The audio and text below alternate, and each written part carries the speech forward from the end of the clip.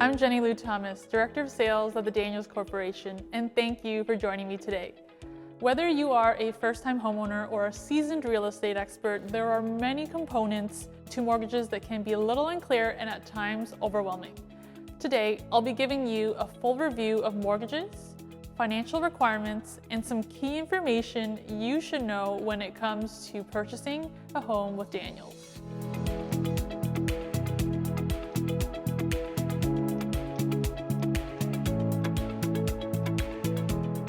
First, let's start with what happens once you've signed your agreement of purchase and sale and provided your initial deposit check. At this point, your 10-day rescission period, which is commonly known as the cooling off period, commences. When you purchase a new home that contains a condominium element, the Condominium Act states that you must have 10 calendar days to review your agreement and the condominium documents. Once the vendor signs and returns a fully executed copy of your agreement to you, this becomes the first day of the rescission period.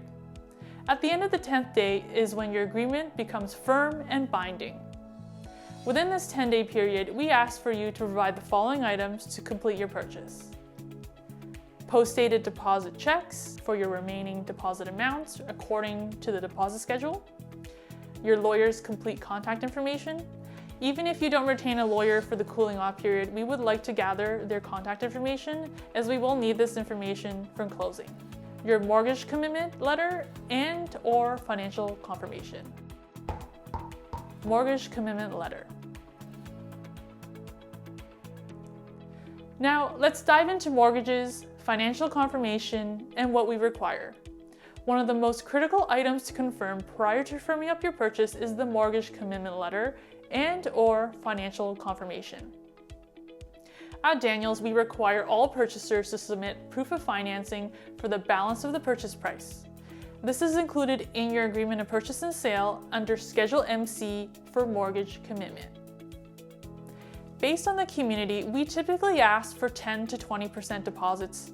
For anyone who is not a legal resident of Canada, we require 35% deposits.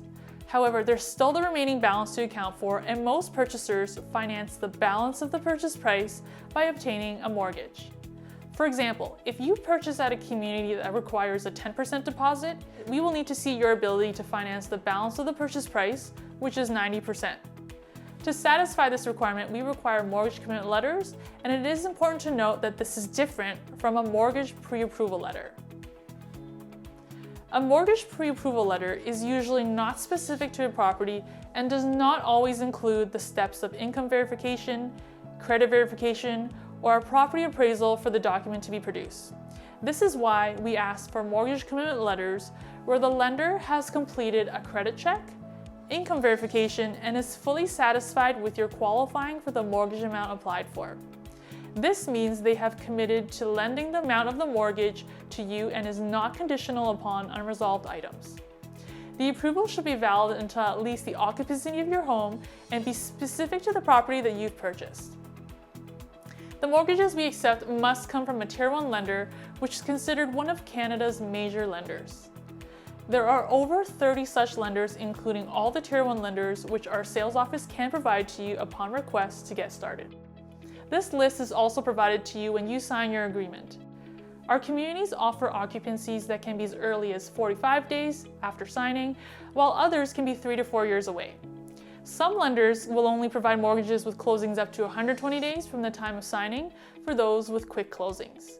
However, there are many lenders that can provide mortgages that are valid up to 4 years.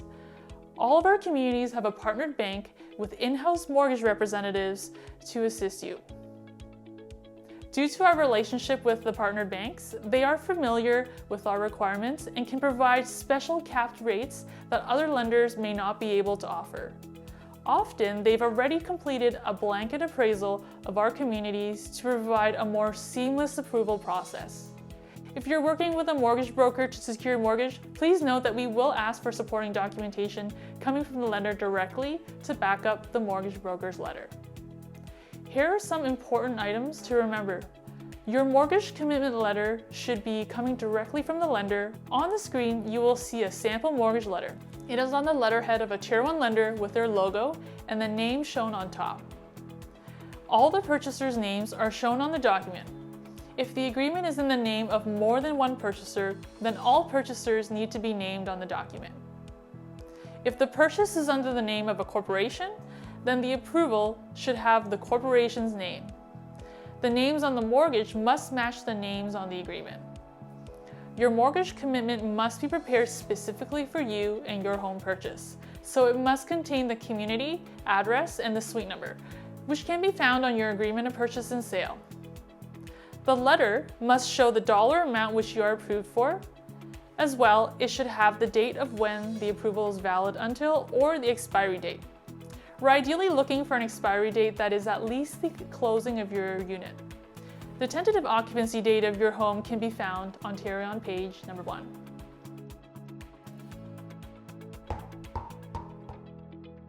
Mortgage conditions. Now, let's talk about conditions on your mortgage. There are a few standard conditions that we will accept, such as satisfactory appraisal of the property. Although some of our partner banks order appraisals prior to approving you, not all lenders will be taking this step until the time of closing, and they may leave this condition on your mortgage document to be visited later on. Proof of property insurance, confirmation of approval by mortgage insurer, satisfactory survey and title. These are all items that are understandably satisfied at the time of closing. Conditional on cosigners to be added to the agreement. If cosigners need to be added to the agreement for financing purposes, please speak to a sales representative to prepare an amendment to have the names added. If the approval requires a guarantor, the guarantor doesn't need to be added to the agreement. Please note that names cannot be deleted without going through the assignment process later on. For more information on the assignment process, please speak with one of our knowledgeable sales representatives. A few conditions that we will not accept are credit review, verification of income. The review of these items should have already been verified prior to the mortgage commitment letter being produced. If the credit review and verification of income was previously satisfied, but the lender requires these items to be re-verified prior to closing, we will accept these conditions. The mortgage letter must include the contact information of the mortgage representative who prepared the letter. We verify all mortgages that we receive for accuracy and authenticity. Financial confirmation. Now, let's dive into financial confirmation. Let's say you purchased at a community where we asked for a 10% deposit, but your intention is to get a mortgage that covers 80% of the purchase price in order to avoid the high ratio mortgage insurance payments. There is 10% of the total purchase price still outstanding, and we can accept a financial confirmation showing that you have the funds available to cover the difference. In Schedule MC of your agreement, we provide a sample letter that your Canadian chartered bank can prepare to state that you have additional deposit amounts. Alternatively, you can also provide a copy of your bank balance as long as it includes the Canadian institution, your name, the amount in Canadian currency, and the date. If you'll not be obtaining a mortgage, we will accept a letter or a statement of account from your Canadian chartered bank, trust company, or credit union, chartered professional accountant, financial advisor, or planner verifying your investment portfolio statements from a Canadian securities dealer, which demonstrates that you have the funds available on deposit or in liquid investments to pay the purchase price of the unit. Your mortgage advisor will only be able to provide you with a mortgage commitment letter once you've entered into an agreement of purchase and sale for a specific property. However, it is always recommended to start the conversation with your mortgage representative to get a general idea of how much you are pre-approved for. By speaking to a mortgage representative prior to your home search, they'll be able to determine a ballpark price range that you should aim within. They will also prepare you with a list of items that need to be collected based on your situation. By inquiring ahead of time, you'll be preparing your supporting documents in advance to avoid any surprises within the 10-day cooling off period. By getting pre-approved and having your documents verified in advance with a price range in mind, all you need to do once you've signed the agreement of purchase and sale is to send your agreement over to your mortgage representative to convert it into a mortgage commitment letter. You'll have peace of mind and more certainty that you can be approved.